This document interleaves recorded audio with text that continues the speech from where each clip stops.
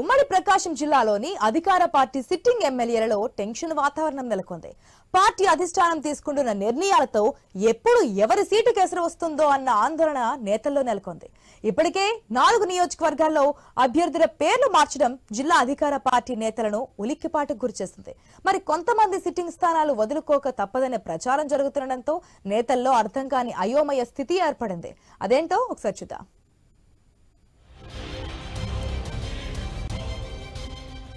YCP అధిష్టానం విడుదల చేసిన తొలి జాబితాతో ఉమ్మడి ప్రకాశం జిల్లాలోని అధికార పార్టీ నాయకుల్లో అలజడి రేపుతోంది. ఈ మార్పులు మొత్తంగా అధికార పార్టీలో భారీ కుదుపునకు కారణమవుతున్నాయి. సంతనూతలపాడు, కొండెపి, అద్దంకి నియోజకవర్గాలకు కొత్త ఇన్ఛార్జీలను వైసీపీ అధిష్టానం ప్రకటించింది. ఎస్ఎన్పాడు ఎమ్మెల్యే సుధాకర్ బాబును, అద్దంకి ఇన్ఛార్జి బాచిన కృష్ణ చైతన్యను పక్కన పెట్టింది. కొండెపి ఇన్ఛార్జి వరికుటి అశోక్ బాబుకు బాపట్ల జిల్లా వేమూరు నుంచి పోటీ చేసే అవకాశం ఇచ్చింది. కొండెపి నియోజకవర్గానికి మంత్రి ఆదిమూలపు సురేష్ ను, ఎస్ఎన్పాడుకు మరో మంత్రి మేరుగ నాగార్జున్ను ఇన్ఛార్జీలుగా ప్రకటించింది. అధిష్టానం నిర్ణయంతో ఉమ్మడి ప్రకాశం జిల్లాలోని అధికార పార్టీలో అనూహ్య మార్పులు చోటు చేసుకున్నాయి.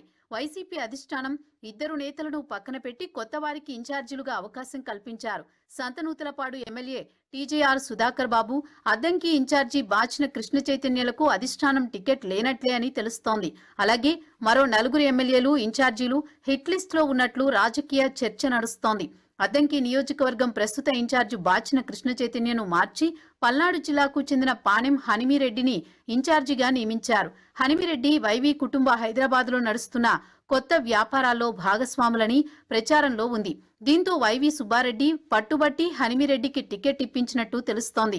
ఈ నేపథ్యంలో సీఎం జగన్ బాచిన కృష్ణ చైతన్యతో కమ్మయేతర సామాజిక వర్గాల ఓట్లను సమిష్టిగా పొందే ఉద్దేశంతో హనిమిరెడ్డిని తెరపైకి తెచ్చామని చెప్పినట్టు సమాచారం. అంతేగాక తనతో పాటు రాజకీయాల్లో ఉండాలని ఎన్నికల అనంతరం తొలి విడతలోనే ఎమ్మెల్సీ పదవి ఇస్తానని కృష్ణ చైతన్యకు హామీ. అద్దంకి నియోజకవర్గం టీడీపీ ఎమ్మెల్యే గొట్టిపాటి రవికుమార్ 3 సార్లు వరుసగా గెలిచాడు. అద్దంకి నియోజకవర్గంలో బలమైన నేతగా ఉన్న రవికుమార్ ను ఢీ కొట్టాలంటే బలమైన నేతను దించాలనే ఉద్దేశంతోనే హనిమిరెడ్డిని రంగంలోకి దించినట్లు తెలుస్తోంది.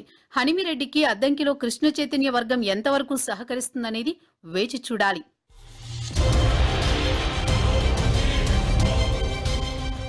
సంతనూతలపాడు నియోజకవర్గ ఇన్ఛార్జిగా మంత్రి మేరుగ నాగార్జునను నియమించారు. సిట్టింగ్ ఎమ్మెల్యే సుధాకర్ బాబుకు మిగతా చోట ఎక్కడా ప్లేస్మెంట్ కల్పించలేదు. సీఎం జగన్, సజ్జల, వైవిని ఎమ్మెల్యే సుధాకర్ బాబు కలిశారు. గుంటూరు జిల్లాలో ఏదో ఒక స్థానం ఇస్తారని భావించగా అందుకు అవకాశం లేదనే ప్రచారం జరుగుతోంది. అధికారంలోకి రాగానే ఎమ్మెల్సీ పదవి ఇచ్చి ప్రోత్సహిస్తారని సీఎం జగన్ చెప్పినట్టు సమాచారం. అయితే సుధాకర్ బాబు గుంటూరు ఏరియాలో అవకాశం వస్తుందని ఆశ పడినప్పటికీ అది నెరవేరకపోవడంతో ప్రస్తుతం సుధాకర్ బాబు డైలమాలో పడ్డారు. సంతనూతలపాడు నియోజకవర్గంలో సుధాకర్ బాబుపై అవినీతి ఆరోపణలు రావడంతో పాటు నియోజకవర్గంలో అన్ని మండలాల్లో గ్రూప్ రాజకీయాలు ఏర్పడడం కారణంతోనే సుధాకర్ బాబు సీటుకి ఎసరు వచ్చినట్లు తెలుస్తోంది.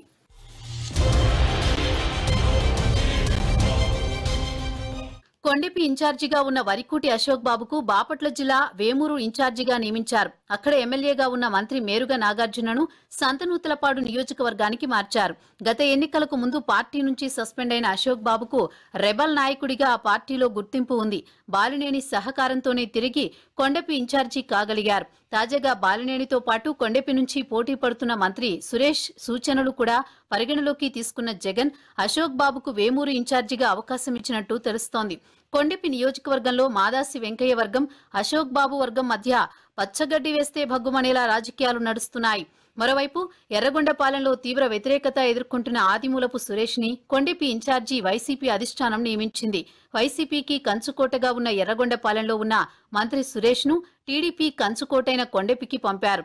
ఇప్పటికే 2 సార్లు గెలిచి హ్యాట్రిక్ కు సిద్ధమవుతున్న టీడీపీ ఎమ్మెల్యే బాల వీరాంజనేయ స్వామిని మంత్రి సురేష్ ఎలా ఢీకొడతాడో చూడాలి.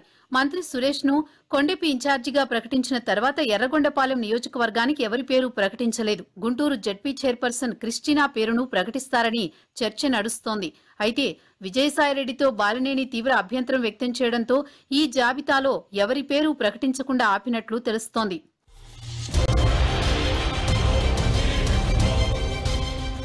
మరోవైపు కనిగిరి, గిద్దలూరు, కందుకూరు నియోజకవర్గాల విషయంలో వైసీపీ అధిష్టానం తర్జన భర్జన పడుతోంది.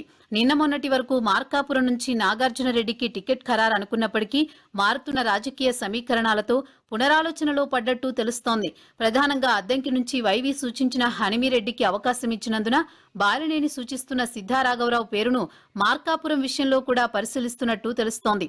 మొత్తంగా ఉమ్మడి ప్రకాశం జిల్లాలో మరో 4-5 ఎమ్మెల్యేలు ఇన్ఛార్జీలు చేర్పులు మార్పులకు గురికాక తప్పదనే ప్రచారం జరుగుతోంది.